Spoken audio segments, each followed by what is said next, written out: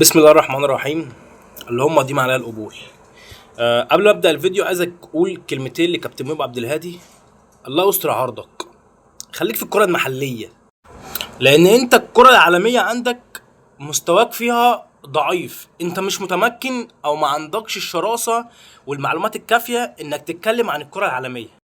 انا حاسس ان كل الاخبار على حمزة علاء، حاسس ان حمزة علاء سوري حمزة عبد الكريم. شكرا يا مخبزي.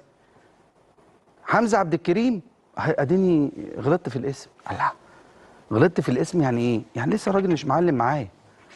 يعني ما اعرفوش، ما شفتوش. انا نفسي هو راجل بقدم برامج، غلطت في الاسم. حمزة عبد الكريم مش حمزة علاء. حمزة علاء ده الجون اعرفه، شفته في المنتخب الاولمبي. يعني اللي انت بتقوله ده صدفة ولا غلطت بجد؟ لا ما غلطتش، انا قاصد. حمزة عبد الكريم راح برشلونة، طب خير، بيلعب 19 سنة، خير. انا ممكن اجيب فرقة انبي 19 سنة تكسب برشلونة 19 سنة عادي جدا يعني. الاهلي كان بيكسب اياكس وبيكسب فرق كتير. فانك تطلع تتكلم على لعيب لسه ما كملش 18 سنه، اكاديميه برشلونه اللي هي اللمسيه اللي بتطلع اعظم لعيبه في التاريخ واحسن لعيبه في العالم حاليا، واللي 90% من قوه برشلونه وهانز فليك المدير الفني لبرشلونه. انا ما اعرفش انت تعرفه ولا لا، بس انا حبيت اعرفك عليه لان انت في مره أنا سمعتك بتقول ان فابريزيو رومانو، ان اللي الناس كلها عارفه ان هو صحفي كبير، انت خليته مدرب وراح يمسك برشلونه ليفربول قصدي، عذرا. فانك تطلع تهاجم شاب صاعد، كابتن حسام حسن نفسه شاف فيه حاجه معظم الناس في مصر ما شافتهاش فيه، ومعظم الناس برضه في مصر شافت فيه ان هو ممكن يكون مهاجم ويديله الفرصه. انت حضرتك، انا ما اعرفش في الاول في الاخر، ما اعرفش انت كنت لعيب كوره ولا اعلامي ولا بتعمل ايه دلوقتي. بس في الاول وفي الاخر انا بقول لك معلوماتك عن الكره العالميه ضعيفه وضئيله جدا.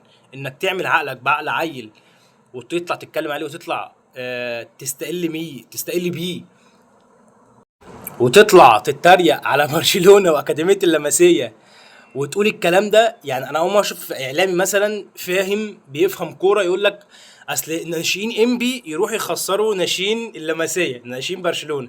فدي اكتر حاجه عبثيه شفتها في التاريخ. يعني انت رحت الاساطير لعب جوه برشلونه، يعني هيسيبوك ويمشوا باللي انت قلته ده.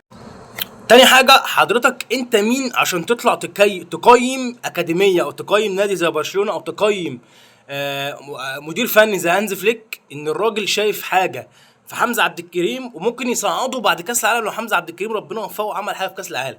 فحضرتك انت مين عشان تطلع تتكلم عن الناس دي وتقول اصل الناس دي شايفه ايه في حمزه عبد الكريم؟ عذرا، انت في الاول قلت حمزه علاء وقعدت القرار كذا مره بصيغه او بحجه ان انت مين حمزه عبد الكريم، احنا ما نعرفش عنه حاجه، وكنت تقول ان حمزه علاء كان بيمثل المنتخب الاولمبي. طب ما حمزه عبد الكريم كان بيمثل المنتخب بتاع 17 سنه، واللي شافت فيه برشلونه في حمزه علاء ان هو كان متالق جدا في البطوله دي، عشان كده برشلونه حطت نظرها عليه.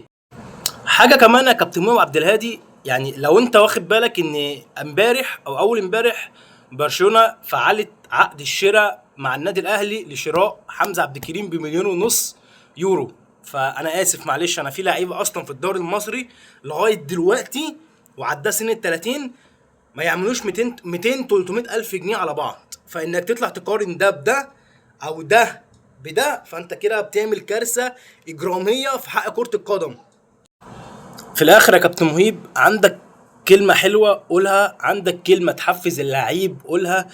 يعني انا اعتقد ان ناس كتير قوي جوه مصر وبره مصر سواء كانت عرب او افارقه او اوروبيين او لاتينيين وشافوا حمزة عبد الكريم بيلعب في اكاديميه اللمسيه فهم بيشجعوه، فمش محتاج منك انت تشجيع او دعم.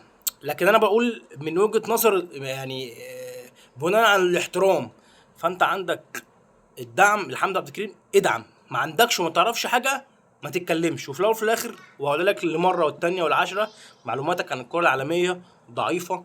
انت راجل مش متمرس في الكره في الاعلام الرياضي العالمي، خليك في المحلي.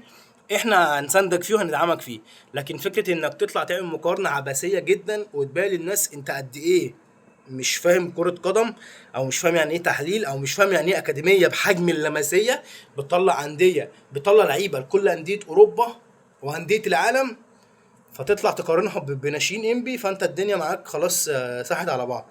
فبالله عليك يا كابتن مهيب عبد الهادي، اتكلم كورة. احنا عاجبنا حمزة عبد الكريم، وعاجب برشلونة وعاجب هانز فليك وعاجب الدنيا كلها. يعني مش انت اللي هتيجي تقول رأيك فيه، بس في الاول وفي الاخر، في الاول وفي الاخر برضه وجهة نظرك تحترم. معرفش ان في حد اصلا، يعني في حد من في البلد دي صدق 1% من كلامك، فربنا يعينكم عليه، يعني عليك وعليه بس.